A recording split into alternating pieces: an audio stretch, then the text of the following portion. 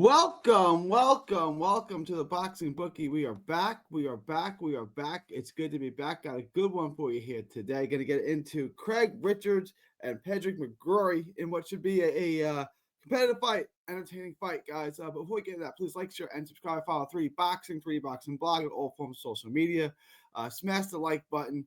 Join the Patreon. Link is in the description. It's also a little ticket below. Just $5 a month get you lock of the week. It gets you asked to book anything. It gets you access to the Discord. In the Discord, you get access to all the live betting, all the updated props.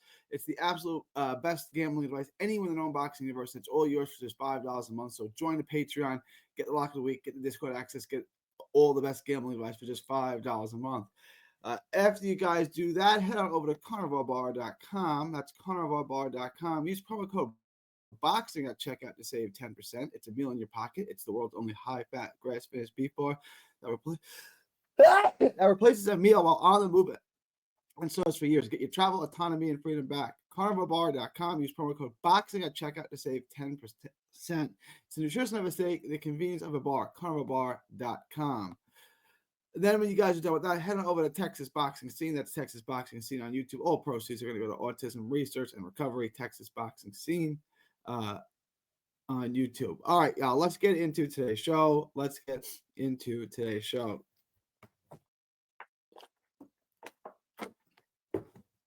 Craig Richards. And this fight, just to preface it, has the opportunity to be all-time boring. All right, this could be a real snooze fest, but Craig Richards, somewhat basic, straight up and down, nice sharp jab, start slow, nice jab, right? He's got a good sharp jab that he can keep you off of, that he can open and close distance with.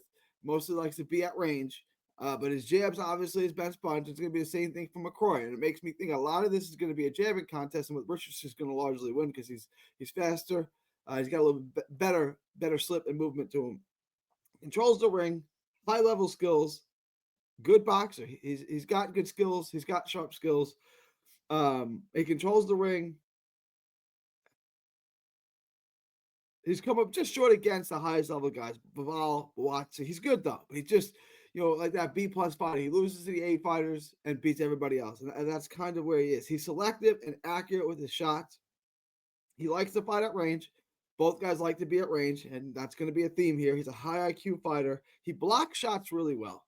We'll get to McCrory, but it's easy to split McCrory's guard than it is Richard. Doesn't have really good legs. His foot speed isn't great, and neither is his lateral movement. He's not a mover. He stands in front of you. Both guys are in front of you jabbing, and I think that's going to be a long-range jabbing contest. He needs to slip his head a little more. His head's on a line way too much. But he blocks and picks off shots well. He can catch and shoot a little bit. He gets a little predictable in his approach. I've noticed that. But he rolls with shots and sort of counters with them. Not a big puncher. Neither guy's a big puncher here. Counters shots well. Punches with you, which is something that McCrory can't do. He doesn't play you go, I go. He doesn't have great speed. His jab is his best punch. He wants to jab at long range, and he wants to win points that way.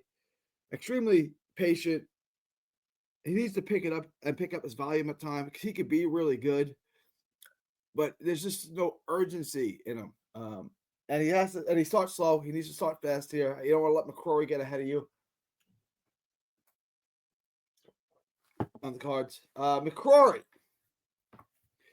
similar stylistically to Richards, straight up and down. He's a bit more aggressive. He's willing to take a bit more chances, but he has to put the level of competition. There's no Bivols on his resume. There's no Boatsies on his resume. But he starts a little faster.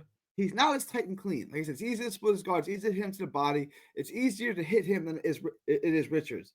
He's not a great athlete. He's not a big puncher. He's not a high volume guy. So you know what I think of him already. Yeah, I think he's very limited in his upside. He stays behind the high guard, and he can make you miss to a degree. He can block shots. He makes you miss a little bit. But he hasn't really fought anyone with blazing speed or skills who really doubles up, triples up, and keeps the punches coming. He hasn't fought anyone that you would think would really make it, would challenge you and make you get defensive. Selective shots. He's jabber. He likes to jab from the outside. He's not an athlete. He's slower than Richards. He doesn't like to hurt anyone. He's not looking to hurt anyone in the ring. It's just jab, try to win him some rounds. Has a persistent jab and controls range. And he's it's not going to be enough at the highest level. If Richards falls short at the highest level, this is guy's obviously going to short the high. And we've seen that before with Berlanga. Berlanga is the best name he's fought, and Berlanga killed him. I don't even want to count that. There's not much there. He's basic. He's got some skills. He's fundamentally sound. Outside of a few hiccups, he's not world class. He's kind of slow and plodding. He's a bit mechanical. He's technically sound except when he gets sloppy, if that makes sense. He's technically sound except when he's not, like he can be, but he becomes a little wild at times. The lack of speed and lateral movement is going to be an issue here. He stays in front of you without speed, volume, movement, jab, or power. Keep that in mind. So he's going to be a sitting duck to some degree. Really nice jab. Jab keeps him alive and it keeps him competitive. But it's not going to be enough. Like, it's not enough for Richards at the highest level. He seems to not like a scrap. He seems to not want a scrap on the inside. So we can see what kind of fight is there. This is going to be a I don't even want to say high speed. This is going to be an outside chess match where each guy is looking to win rounds, and I think Richards wins more rounds, and that's the difference in the fight.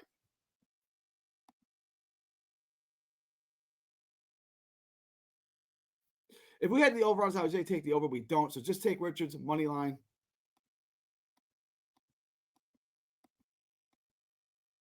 Minus 180. Put a one-time bet on it. It's going to make you about $56. This is not bad. You can parlay this. I think Richards wins this going away. I think Richards wins this fight convincingly, if not wide, on the scorecards. Richards is just better stylistically at this than McCrory is. And, I mean, stylistically is similar, and Richards is better at that style. So he's going to win the fight.